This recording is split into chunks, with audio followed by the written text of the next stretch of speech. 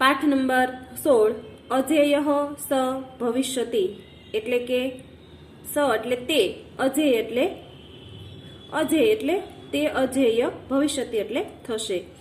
અજેય એટલે શું અર્થમાં કે હંમેશા એની જીત જ થશે એમ. તો કઈ રીતે એની જીત થશે? તો અહીંયા આ પદ્યની અંદર છે એ જુદા જુદા પ્રાણીઓ અને પક્ષીઓ પાસેથી છે એ 20 ગુણનું જે માણસ પોતાના જીવનની અંદર છે એ અનુકરણ કરશે, અનુસરશે તો તેની જીત છે એ ચોક્કસ થશે. અહીંયા શું સમજાવવામાં આવ્યું કે દરેક વ્યક્તિ અથવા તો દરેક વસ્તુની બે બાબતો હોય, એક સારી અને એક ખરાબ. જેવી રીતે સિક્કાને આપણે કહીએ છીએ ને કે બે બાજુ હોય, એક સારી બાબત હોય ને એક ખરાબ બાબત. તો એવી રીતે અહીંયા પશુઓ અને પક્ષીઓ પાસે પણ સારા સારા ગુણો રહેલા છે. એ ગુણોને પણ આપણે છે એ સમજવા જોઈએ અને આપણા જીવનની અંદર છે એને આપણે ઉતારવા જોઈએ.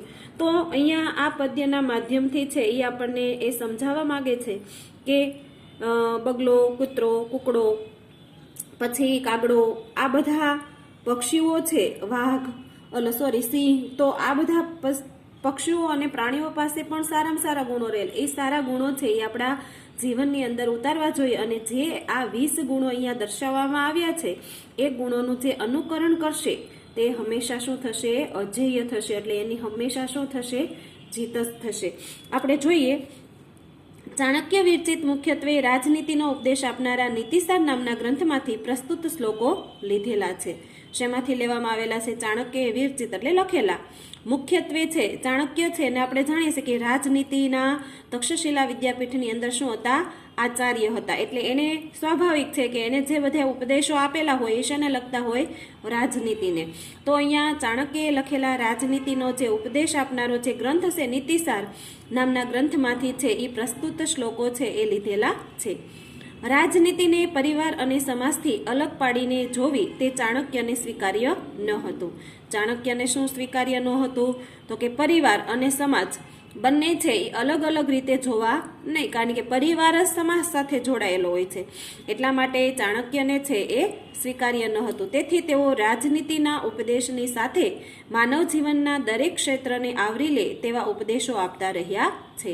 એટલા માટે ચાણક્યએ શું કર્યું? તો કે એને છે એ સમાજ અને પરિવાર છે એ અલગ અલગ જોવા એને સ્વીકાર્ય ન હતું. એટલે એને રાજનીતિનો જે ઉપદેશ આપ્યો છે નીતિસાર નામના ગ્રંથની અંદર, એની અંદર છે એને ઉપદેશની સાથે માનવ જીવનના દરેક ક્ષેત્ર છે એને આવરી લે તેવા ઉપદેશો પણ એની સાથે આપ્યા છે.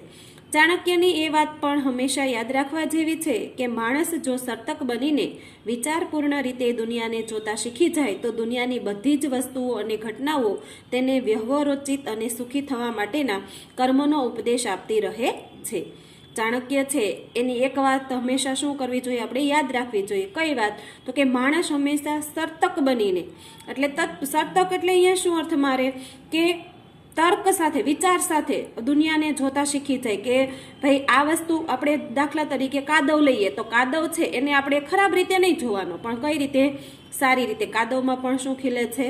કમળ. તો એ પણ આપણા માટે મહત્વનો છે. એમ બનીને જો દુનિયાને જોતા માણસ શીખી જાય તો દુનિયાની દરેક વસ્તુઓ છે એ ઘટનાઓ છે એ વ્યવહારોચિત એટલે બધી જ આપણને ઉપયોગી છે અને સુખી થવા માટેના કર્મોનો ઉપદેશ આપતી રહે છે. આપણને જે વસ્તુમાંથી સારી બાબતો જોઈએ ખરાબ કાઢી નાખીએ તો આપણને એ વસ્તુ છે એ ક્યારેય આપણને દુઃખ આપે નહીં અને માણસ પોતાના જીવનને છે એના દ્વારા છે એ ઉત્તમ બનાવી શકે.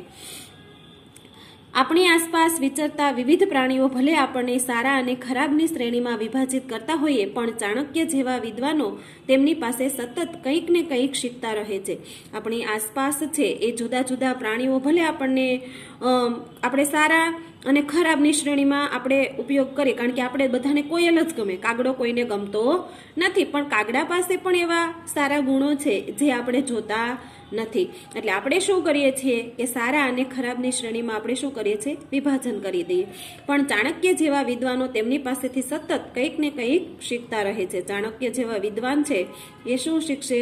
તો કે એની ખરાબ બાબત જોવાને બદલે શું જોશે? સારી બાબત.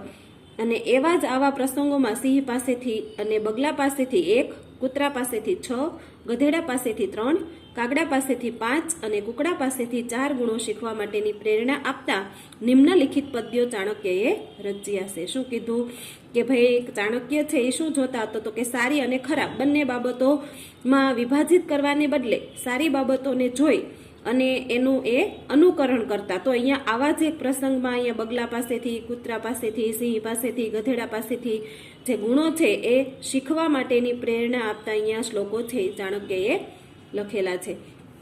મનુષ્ય પોતાના વ્યક્તિત્વના વિકાસ માટે અને જીવન સફળ બનાવવા માટે આ તમામ 20 ગુણોને જાણી લેવા જોઈએ અને તેમને વ્યવહારમાં આચરવા જોઈએ.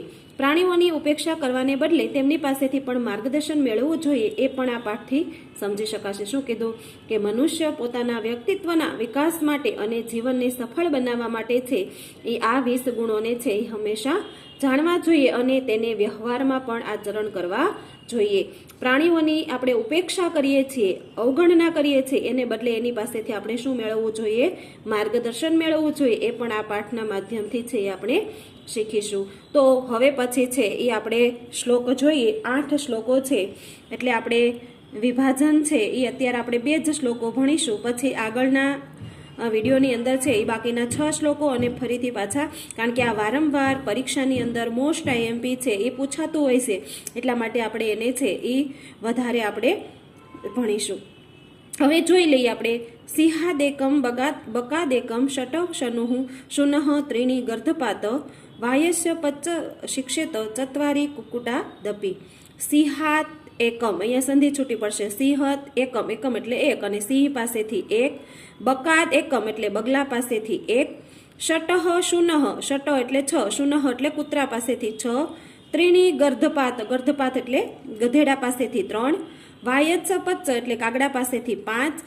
શિક્ષેત ચત્વારી કુકુટા આપી, કુકુટા આપી એટલે કુકડા પાસેથી પણ 4 ગુણો શીખવા જોઈએ. શિક્ષેત એટલે શીખવા જોઈએ.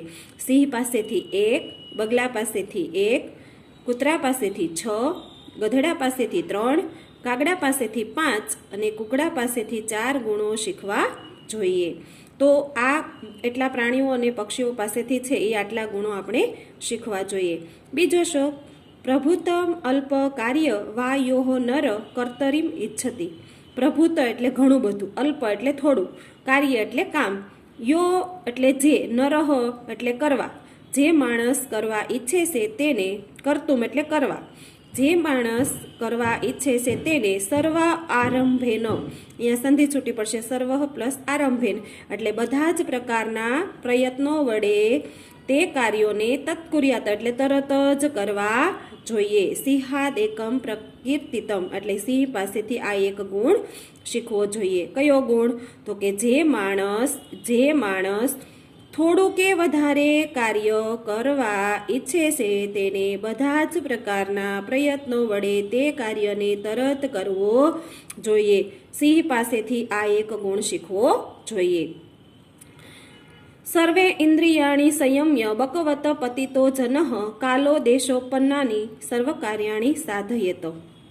સર્વ ઇન્દ્રિયાણી એટલે કે બધી જ ઇન્દ્રિયોને સંયમમાં રાખીને બકવત એટલે બગલાની જેમ, પતિતો એટલે પડેલા માણસે કાલો દેશ ઉત્પન્નાની, ઉત્પન્નાની અહીં સંધિ છૂટી પડશે, કાળ અને દેશના સંદર્ભમાં ઉત્પન્ન થયેલા સર્વ કાર્યાણી એટલે કે બધા જ કાર્યોને સાધયત એટલે સિદ્ધ કરવા જોઈએ. શું કીધું? બગલા પાસેથી કયો ગુણ? તો કે બગલા પાસેથી સંયમ. બગલો છે એ ખૂબ જ સંયમ રાખી શકે એટલા માટે બધી જ ઇન્દ્રિયોને સંયમમાં રાખીને બગલાની જેમ પડેલા માણસે દેશ અને કાળના સંદર્ભમાં બધા જ કાર્યોને સિદ્ધ કરવા જોઈએ. તો આપણે અહીંયા 3 શ્લોક સુધીનું રાખીએ, બાકીના શ્લોકો છે એ આવતા લેક્ચરની અંદર આપણે ભણીશું.